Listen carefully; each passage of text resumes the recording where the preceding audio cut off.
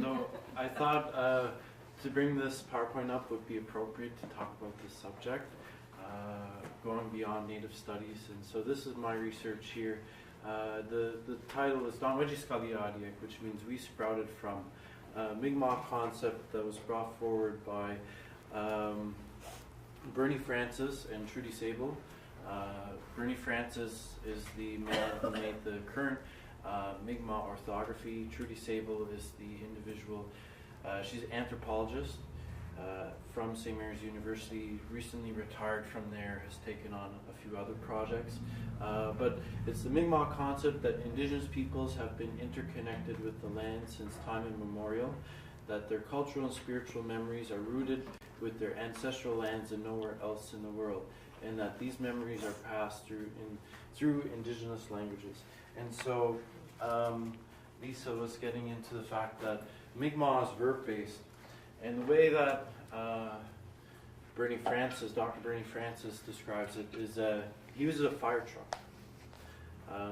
And he says in the English language, if you set the word fire truck in the English language, it's like a snapshot in time. It's as if you took a picture and it's that red fire truck in that specific moment. Now in the Mi'kmaq language, Megwegul Nudban, which that's the best word I can come up with for a fire truck. Nudban is like a car, but Megwegul, it means the red fire truck or the red vehicle, but in a spectrum like a video. So you're almost saying the car, the truck is reading, if that makes any sense. Mm-hmm. And so that's why language, when we say it informs your way of thought, is very important. And that's why I think Show Me Your Math is very important, because it gives you the understanding of how we quantify things in the language. And it's not just quantification as in, one of this, two of this. I'll use the example, Dabu means two in our language. Dabugul means two of something that is inanimate. Dabusijik means two of something that we've then instilled a spirit onto that two of something. There is a spiritual connotation within the language. So that's why, math, language in general informs the way we think. And that, I hope that's a good example. But also beyond that, it talks here in this quote, the intergenerationalness of our teachings through language. I actually did my Show Me Your Math project on this game. And there was a picture of it in Lisa's presentation. Were you in my presentation? But this is a Waltess board. It's a traditional Mi'kmaq game. It was, prior to the 1980s, illegal in Canada to play this game. You would be arrested, you would be charged if you played this game. Yeah, and I have elders in my own community who have said, as a child, I had to sit out on the step, and this is what I learned through this project.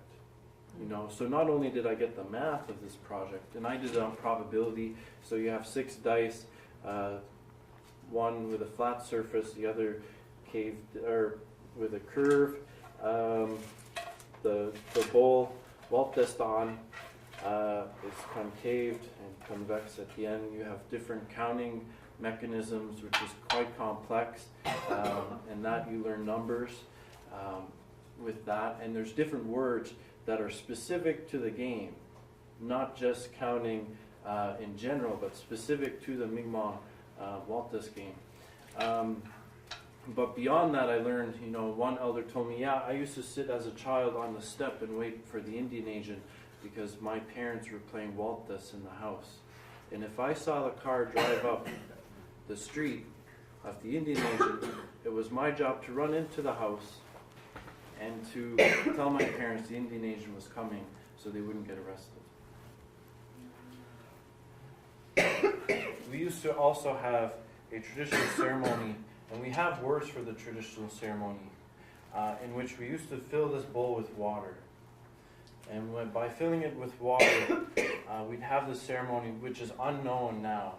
But what the missionaries and the Indian agents would do is, and I actually learned on one of these, in which they drilled the hole in the middle so that we would not be able to fill the bowl with water, and we would not be able to have that ceremony. And so I asked my grandmother, I said, why? You know, because the one who taught me was my grandfather and my grandmother. And my grandfather would actually make me sit there, and this game, if you've played it, can be the quickest game in the world, or it could be the longest game in the world, and it can last, hours. And I used to get, why do you have to do this, but I never realized the hole that they taught me on in the bowl that my grandparents had. And so one day I said, hey Grandma, why is that? Because I had heard from another person that they drilled the hole so we wouldn't have the ceremony. And she said, oh yeah, the Indian agent said it would make it more aerodynamic. And at this point, I'm in university and I've already taken first year physics. And I know that explanation is out the window. It is a lie. It's a complete lie. The only reason why they put the hole is so we wouldn't pour the water. And so that's why, culturally based projects are so important. That's why I think, culture as a foundation, when I said that. That's why it's so important. Because you get beyond, actually, I'll talk about this. You get beyond just the foundations of this game. You get more. You get cultural teachings. I learned so much about the Indian Act just from this game. And there's games also that were illegal that we don't know anymore. Wabanahak. There's only 2 sets left in the world of a traditional game we call Wabanahak. One is in the museum, the Smithsonian, and the other is in the Harry Pierce collection in the Museum of Natural History in Nova Scotia. Only 2 left. These are traditional games. Last time it was played was in the 1930s, before World War II. And after World War II, and during World War II was when centralization kind of happened. And so you think, not only were we hit by centralization, we had an enlistment rate of 90% in our communities. So we were greatly affected by the war as well. So not only were we living the experience of wartime with individuals, as every other Canadian was, we were living the experience of the Indian Act. And that then extends beyond into our teachings, into our language, into individuals beginning to say our children have to know English, cannot teach them Mi'kmaq. And when I talked about earlier in the why MK is so important, and getting back to Danweji Skaliadia, where we sprout from, where are you from? That's what MK gets to. Who are you? Who is Aaron? And actually, when Lisa said, get to know the names, in MK schools, I wouldn't say Mrs. Borden. I would say Lisa. We go off a first name basis. What that does, it deconstructs the hierarchy that has existed within the residential school, within the 60s school. It totally wipes that out. It tells the student you are equal to the teacher and the teacher is equal to you. You are on a first name basis. That is the most important platform for learning. And now my principal, Noel, actually has to brief new teachers that come into the school saying, our kids will not go by your last name. And if you insist on going by the last name, they won't. They will just make a nickname. And it happens. we once had a teacher, her last name, I won't say the word, but it Miss Yada, in Mi'kmaq was actually a really bad word. And she insisted on this name. And so we said, great. And grade 7, 9, and the rest of my classmates said, great, you insist. We are going to call you that. And we, the first time, my name is so-and-so, and the class laughed for 10 minutes. And she didn't know why, and she was a substitute. Later found out, and you could see the change. She was quite upset, actually. But, my perspective is, hey, you weren't welcome to that deconstructing. She came from outside the community. She didn't want to get to that level, so the students found a way to get her to that level. And to, getting to where are you from? This is of Tufts Cove in Halifax. My family's from Tufts Cove. And for those of you who are familiar with Tufts, or Halifax in general, this year marks the 100th anniversary on December 6th of the Halifax explosion. At the time, it was the largest explosion of its kind ever.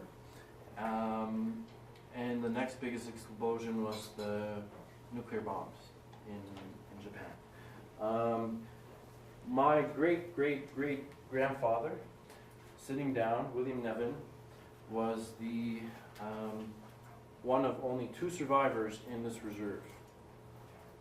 It was a Mi'kmaq reserve for years, starting in the 1916. The government then was trying to force my family out of Tufts Cove, where they had lived for their whole life, into Shubenacadie or Sibeganagadig, and basically called them squatters. The devastation of this community wiped everyone out. Most of them were devastated by the tsunami that actually followed the explosion within the harbor. But he was one of the lone survivors. Him and Jerry Lonecloud. Those might be familiar with Jerry Lonecloud. Traveled all over. Well-known Mi'kmaq of 1900s. But what I'm trying to get to this is, I would probably not have the ability to trace back this lineage and understand this connection that I have to Turtle Grove in Halifax if it were not for the MK school. That's what I'm trying to get to. Is that MK schools allows, as I said, culture as a foundation. Aaron, who are you? And every other individual in my class. And I can say, when I... How much time do I have? You're at 0. Oh, Yeah.